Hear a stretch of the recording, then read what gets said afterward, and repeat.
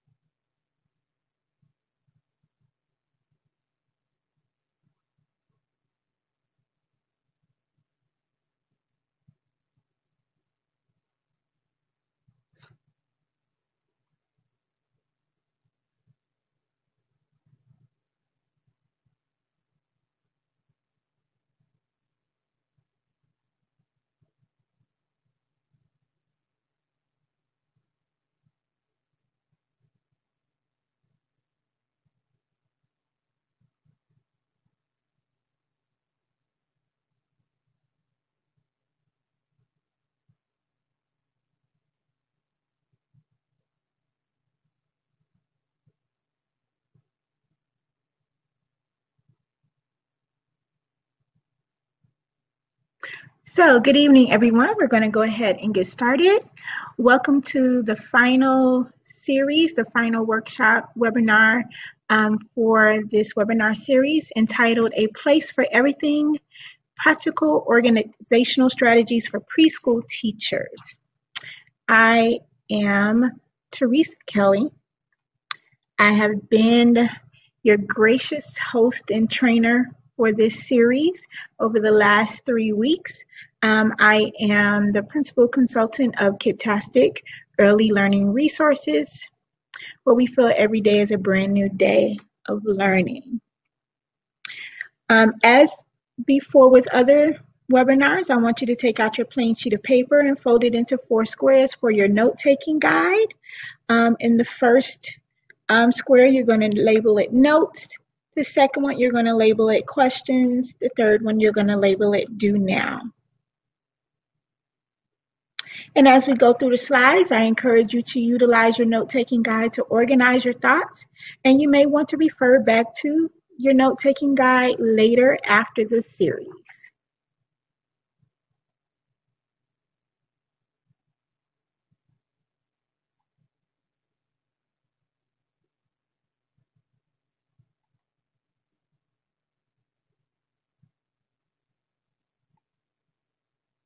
So we have all chosen this profession called education, and specifically in early childhood. And with that comes this thing we like to call teaching. For some, it's easy, and for some, it can be challenging. Challenging because teaching is both a science and an art. We have to have both sometimes, and sometimes we get caught up in the artsy creative side of the profession, and we forget the foundation, which is the how-to, the planning, and organizing. When we do, we tend to look like this. Is this you? So much things to do, so many things to do, so little time to do it. You got a long list of things to do in your personal life, your work life, your family life. Tonight, I want to give you some practical strategies of how you can organize your personal life. The last 2 weeks, we talked about organizing your classroom, and we talked about organizing, doing your lesson planning for the school day. Tonight, we're going to talk about organizing your personal life. And hopefully by the end of this will not look like you. Remember that organization is a personal strategy. And so the tips and strategies that I give out tonight are just intended to inspire you.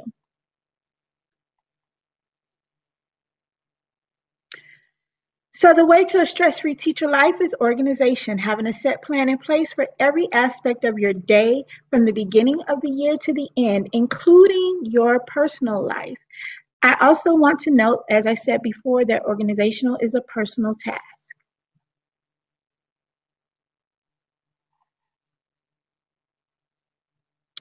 Here are a few of the organizational topics that we have covered over the last few weeks. And tonight we will talk about organizing your personal life and your career. We've talked about teamwork. We've talked about solutions. We've talked about lesson planning. We've given out strategies. But like I said, tonight we're going to talk about personalizing your life, organizing your life, and your career.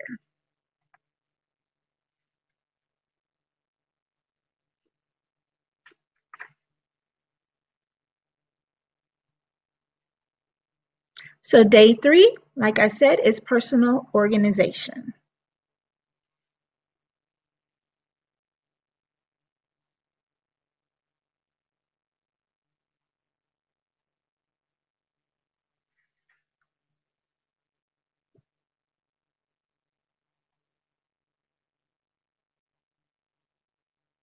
So on the pathway to a better career and a better life, we have to take certain steps along the way.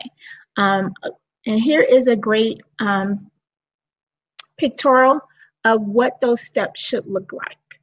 The first step is having a vision, going on to the second step of having a goal, making a plan to accomplish the goal, and putting that plan in action. And once you get to the top, you should see some success. We'll be talking about all of these over the next few slides. So the first step is having a vision. Vision is the destination that you usually visualize of something that you want to achieve, but you don't know how to get there. So I'll say that again. Having a vision is just visualizing a destination, a place, something that you want to accomplish, something you want to achieve, but you just don't know how you want to get there. So that's having a vision. So maybe that is something, if you're thinking about your personal life, maybe that is that you want to move up in the career. So you're a classroom teacher now, maybe you want to move on to becoming a director and possibly an owner. In your personal life, maybe it's something that you want to go ahead and get further your degree. All of that is having a vision, setting a standard for something that you want to attain.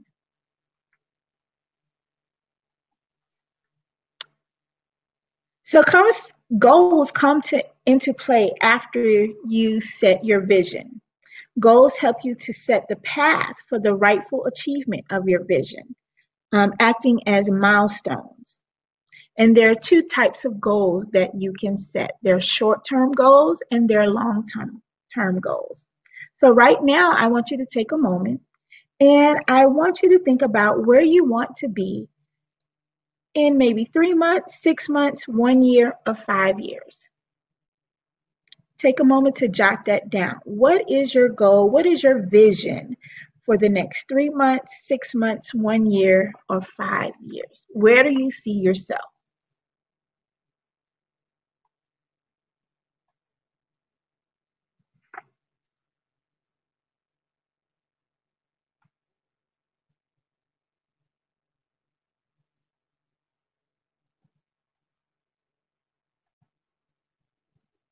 So now that you've set your vision, let's take a look at what is a short-term goal. A short-term goal is something that you want to do in the near future. The near future can mean today, it can mean this week, it can mean this month, or even this year. Something that you can do or accomplish immediately to move closer to your vision. So for instance, if in your vision, you saw yourself being moving on to becoming a director, your short-term goal would be that you would need to start taking the director's credentials classes or researching what the credential classes look like. Something immediate, quick, simple that you can do and accomplish in a short amount of time.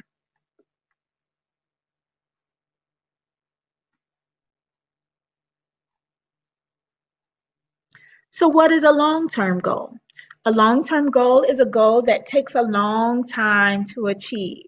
So if we're staying in the vein of moving forward in our career, organizing our life and our career, and you want to stay in education, so maybe you want your classroom teacher now, or you're a director and you want to further your education. So maybe you have your high school diploma or you have your AA degree and you want to move up in your career, and you know that's going to take some further education. So your long-term goal could be set that you're going to go and get your AA degree, your bachelor's degree, or your master's degree. It's a long-term goal because it's going to take a longer time to accomplish over a multiple year period.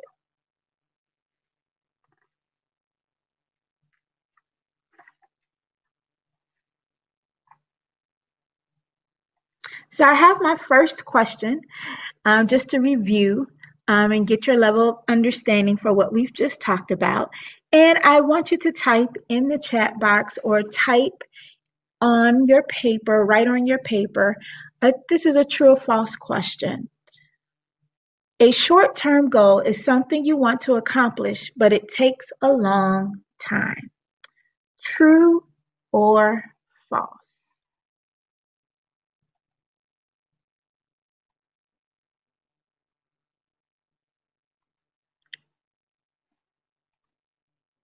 I'll say it again. True or false? A short-term goal is something you want to accomplish, but it takes a long time.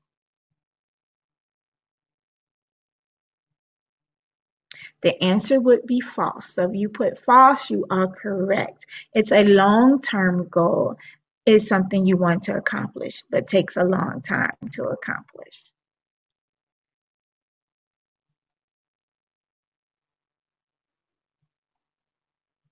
So now that we've thought about our goals and our vision, your brain may feel a little like this, just all over the place. What do I want to do? How am I going to get there? Your brain can get a little frazzled. It could be true overload. And when this happens, it may be impossible to accomplish anything, especially work in the classroom. So how do you organize your thoughts and your life? Just to bring about a little bit of calm in your head.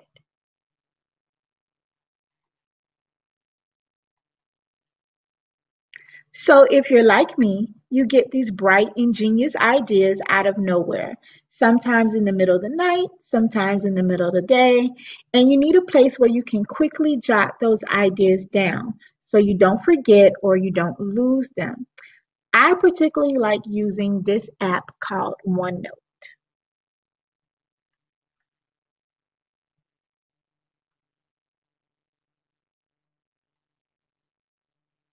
So OneNote is a free app from Microsoft that you can download to your phone, your tablet, your iPad, or even your personal computer or laptop. It is compatible with both Apple and Android devices. OneNote is a digital notebook. And I also must say that I just want to reiterate that it is free. Okay. And like I said, it's a digital notebook. So imagine an old-fashioned notebook that has the different colored tabs on the side. OneNote is in the same format, only it's a digital format. The best part is that it is synced from one device to another. So if you type on your phone, when you open up your laptop or your tablet, when you open up OneNote on those places, you'll see your notes there too. You can even add text or images as well. And if you look closely at the picture here, it gives you a really good visual as to what OneNote looks like. So at the very top are all of um, the tabs is what I want you to look at. So those are the tabs that you would normally see in a paper notebook. And then with these tabs in OneNote, you would just label them on different topics. So maybe one would be labeled school, one might be labeled work, another tab could be labeled family. Okay, so we're going to look in the blue tab here. So once you've labeled your tabs, you can start adding pages. And in the pages is where you will start jotting down your notes. And you can jot down your notes on the pages using your finger because there's a finger or using a pencil feature, or you can just simply type. What I also like about it, this using this as a journal, is that if you look in the picture here where it says new beat shapes, it gives you the day, the date, and the time that you put in this entry. So if you want to go back and look and just take a review, reflection of everything that you've been doing over a course of, maybe 3 months, 6 months, over a year, you have a chronological piece of paper, not piece of paper, a chronological depiction of what you have been doing, what you've been reflecting or journaling on, things that you have accomplished. You can go back and look and see where you came from and where you are now. So that's one of the reasons that I love using OneNote. I use it for my personal self, for organizing my personal life, and I also use it for organizing my business and a nonprofit that I'm in charge of. So my OneNote has a plethora of tabs and pages in it. And I find it very useful for the simple fact that I can use it from one device to another. Like I said, it's a free app that you can download from any Apple or Android device. I encourage you to download it, play around with it, take a look at it, and see how you like it.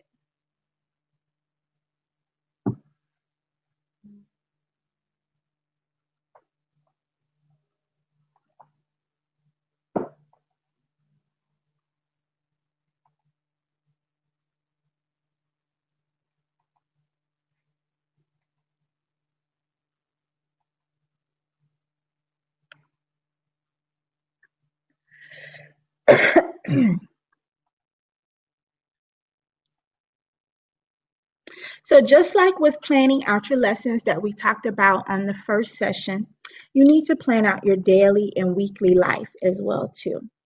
I live by a calendar. If I don't write it down, I know I'll forget about it, or I'll just remember just in time before the event or task happens. I even have certain days set to accomplish certain things in my life. For instance, today is Wednesday, and so on my calendar, I have designated every Tuesday and Wednesday to be my training days for business. Mondays and Thursdays, I have designated for running my nonprofit that I'm in charge of. And on Fridays, I have designated for my personal me days. So life is hectic, and we need to schedule out our days. It helps you to organize your life a little bit better, knowing that on this day, you have to accomplish these things and you have it already set. On another day, you can set something else to accomplish. Things that you can schedule are that you want to schedule is your personal self-care time for yourself. You definitely want to schedule. You want to schedule time for your family. Usually scheduling around your family usually works best. So you put in everybody's dates. If you're a single mom or a mom, and the kids have lots of activities, you want to put those on your calendar first and work around it. If you have work obligations, maybe you have a full-time and a part-time job, you can put that on your schedule so you can organize around that as well too. And if you're going to school, if you take classes not every single day, then you want to jot that on the calendar as well too. You can also, if you're going to school, you can put on the calendar when your assignments are due so you can start planning and organizing, and so your assignments won't be late.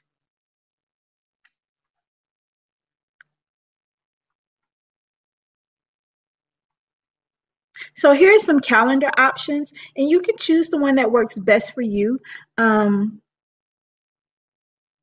There's usually one on your computer. There's a handheld one, like the one on your cell phone, which is the one I personally like to use. If you use the one on your cell phone, there's plenty of apps where you can sync them. I personally like using Google Calendar because it syncs from my personal computer to the one on my phone. And so wherever I am, I know my calendar is intact. A lot of people like to use paper calendars. Whatever your choice is, whatever works best for you.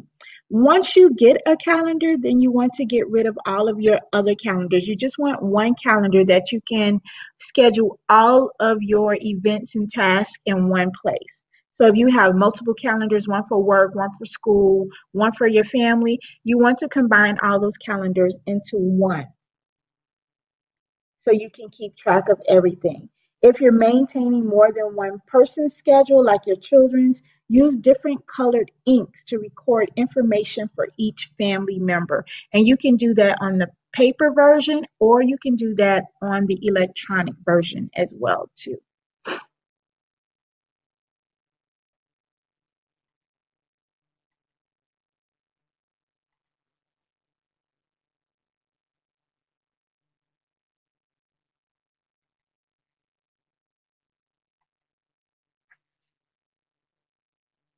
So we've already established that teaching is stressful.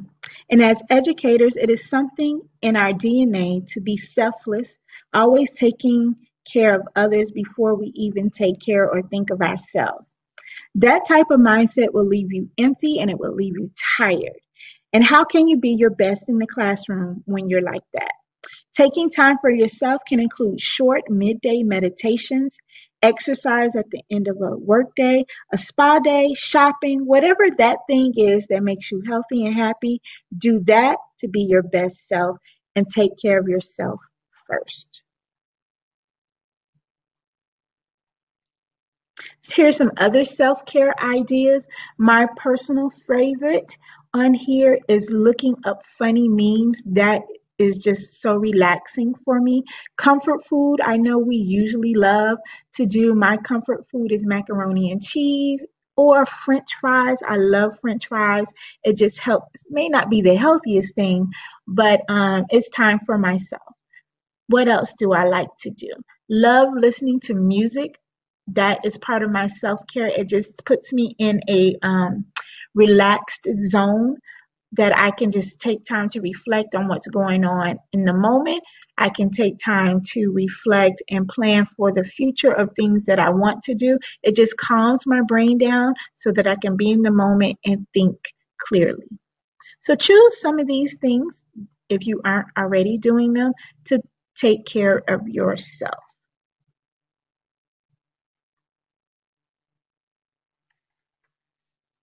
Here is my second poll, just to gain understanding, like I said, of what we are learning for this evening. If you're watching on the replay, you can jot the answer to this on your piece of paper, on your note-taking guide. For those that are watching live, I'm going to put it up on the screen in just a few minutes. So, 4 things you can schedule to organize your life. 4 things you can schedule to organize your life. Would that be family time, work, school, and self-care? Or would it be lesson plans, exercise, self-care, and attending conferences? Would it be dinner, lunch, breakfast, or snack? What are those 4 things we talked about earlier that you can schedule to organize your life?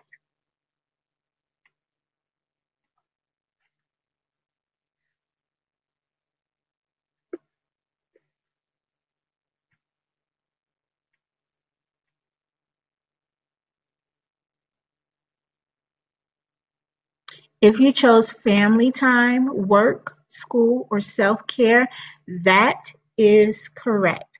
Remember, we want to use our calendars, whether it be an electronic calendar or a paper daily planner calendar, to schedule our kids' activities.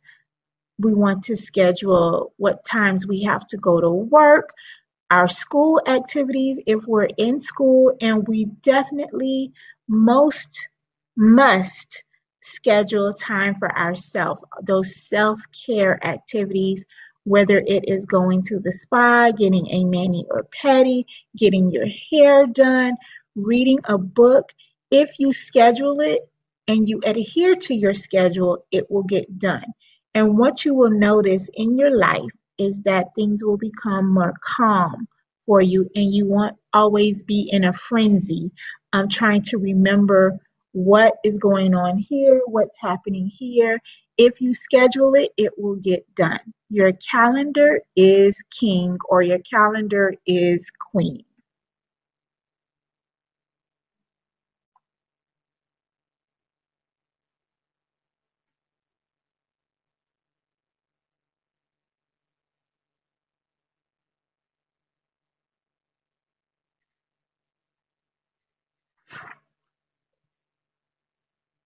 With goals in mind and our vision set, we know that learning is a lifetime action that you will need to take.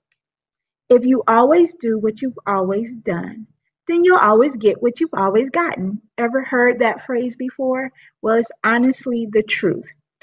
It may be a good thing, but with society changing and kids getting smarter and smarter, we need to up our skill set and we need to learn something new.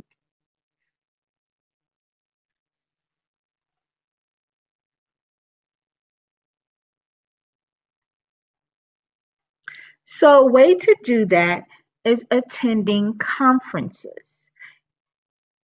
A conference is a great opportunity to network with like minded people. It is also a great way to expand your knowledge on various topics.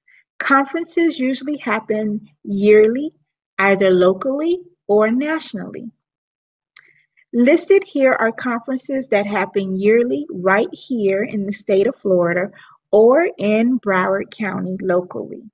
National conferences would include the National Association of Education of Young Children and the National Black Child Development Institute.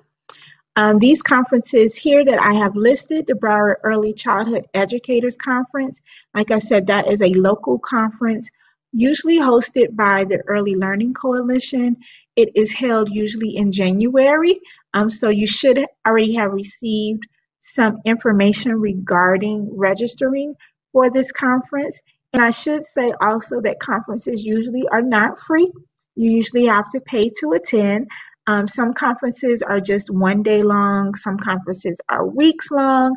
So, once again, going back to scheduling and planning, you have to schedule your time accordingly. So, do your research first. The Children's First Conference is held in Miami-Dade County, hosted by I believe the Children's Trust or the Early Learning Coalition in Miami-Dade County. Also, the Great Family Central host workshops and conferences as well too. Um, FLACY, which is the statewide affiliate of NACY, hosts an annual conference as well. Usually in Orlando, they host that. I know they are getting ready for FLACY soon, so you want to go online and see when and where that conference will happen. And then the One Goal annual conference happens during the summer. All of these conferences that I have listed are for early childhood educators. So they are of prime concern, prime interest for you all. And at conferences, there will be a plethora, a vast load of trainers there training and giving information on so many topics. So if you are like me and you are a lover of learning new things and wanting to hear what's the newest, what's the greatest, or sometimes you just need a refresher of different topics, especially in literacy, or like me, I'm not that strong in math or science, so I go to conferences and I try to get new ideas of things that I can implement or things that I can share with my colleagues. Conferences are a great way to do that. And especially if you are looking to move up the career ladder, there are so many people at conferences. Usually at conferences, there are over 200, sometimes upwards in the thousands of people in attending a conference. And there are teachers there, there are owners of centers there, directors, other businesses there, because there's usually vendors. So you can network um, like none other at a conference. Just getting to know new people, getting to meet new people, and like I said, the information and the knowledge that you will gain from going to the different workshops will just be tremendous. If you have attended a conference, congratulations. If you have not, I strongly encourage you to attend a conference of your choice. You can choose from these five, or you can simply Google early childhood conferences, and I'm sure there will be others that you can find. But these are my top five for early childhood, especially because most of them are local or within a 3 or 4 hour driving time. So I'll just leave that on the screen in case you want to jot them down.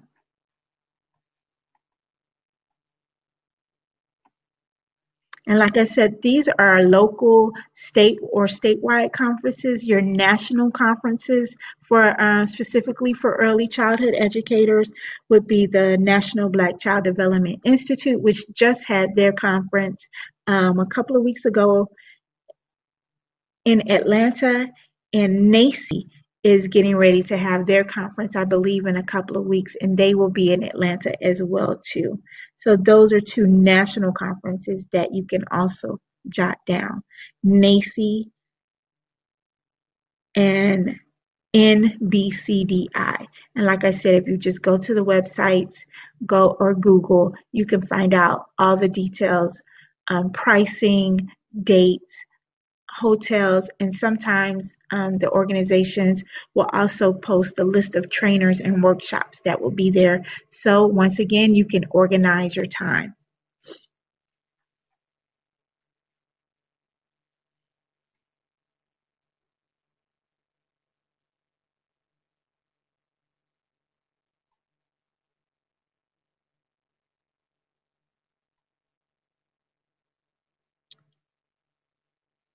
So as you're moving up the career ladder and you are trying to organize your life, a great way to do that is to join professional organizations. Just like attending a conference, joining a professional organization, you get a chance to meet and spend time with like-minded people. And you get to find out what opportunities are available. On the screen, you see I have listed two professional organizations that are primary interest to early childhood educators. I have NACI and I have the National Black Child Development Institute and their local affiliate here in Broward County. I encourage you to join one or join both. Usually some professional organizations come with perks with joining, and I know for your CDA and to keep your CDA, you have to join a professional organization, and these two are a great resource for you. Now, one thing I do want to say about professional organizations is that once you join, become active with the organizations. There's one thing to just join and be a member on paper. There's another thing to actually become active. Once you become active, that's where you get to meet and you get to spend time with the like-minded people. You're able to network, and your knowledge base is deepened in that aspect.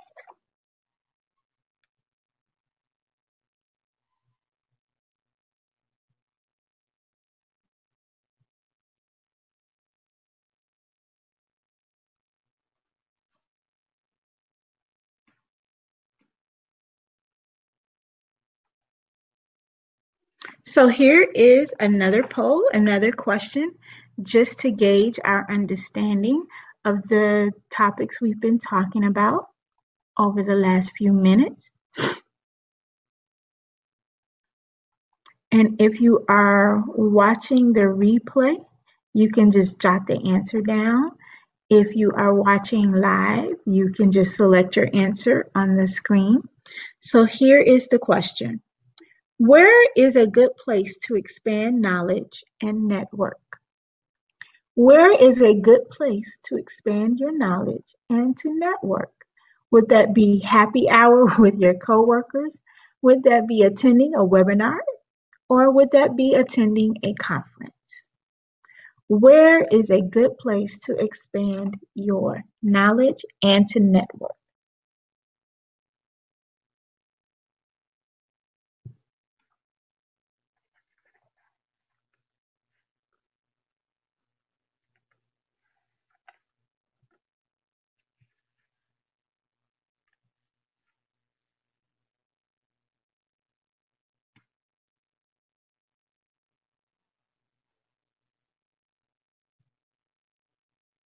If you chose attending a conference, that would be correct. Attending a conference, like I said, is a great opportunity to expand your knowledge base with all of the workshops and to network with all of the trainers and all of the other attendees that will be there. So great job if you chose conference. And don't forget the top 5 conferences local here in the state of Florida and the top 2 nationally that I shared with you. And hopefully I'll see you at one of them in the near future.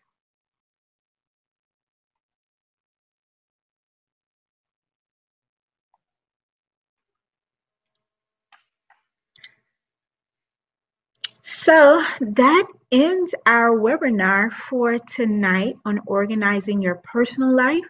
We talked about organizing our life and our career. And we talked about setting a vision. We talked about setting goals. And we talked about the difference between a long-term and a short-term goal. We talked about scheduling, setting a calendar, scheduling time for ourselves, scheduling time for family. We talked about scheduling time for work and for school. We talked about the different types of calendars, whether they be electronic or paper format.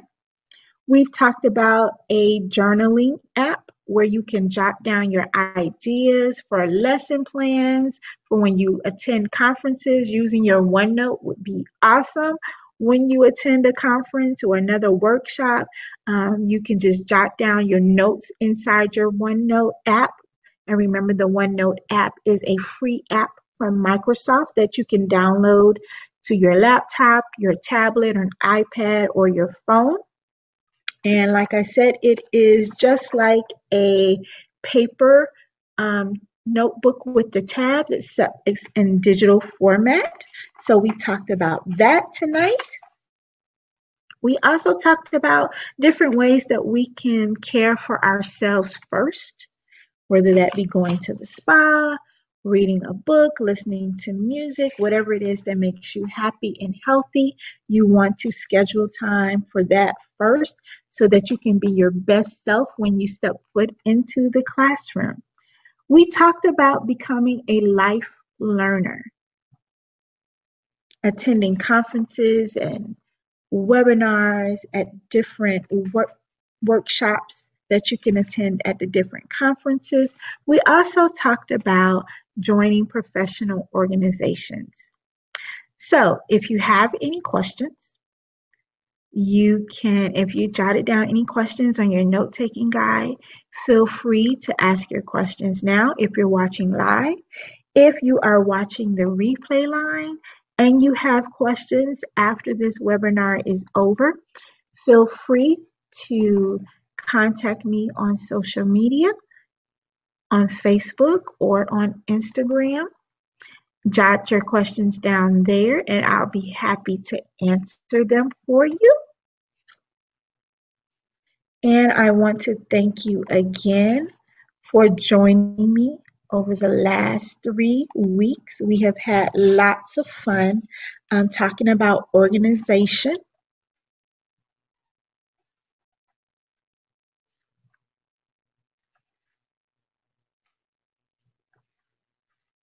And I hope you have enjoyed yourselves. I hope the knowledge that I have given you, the tips, the strategies, that you have been inspired to implement some of them in your work life and in your personal life.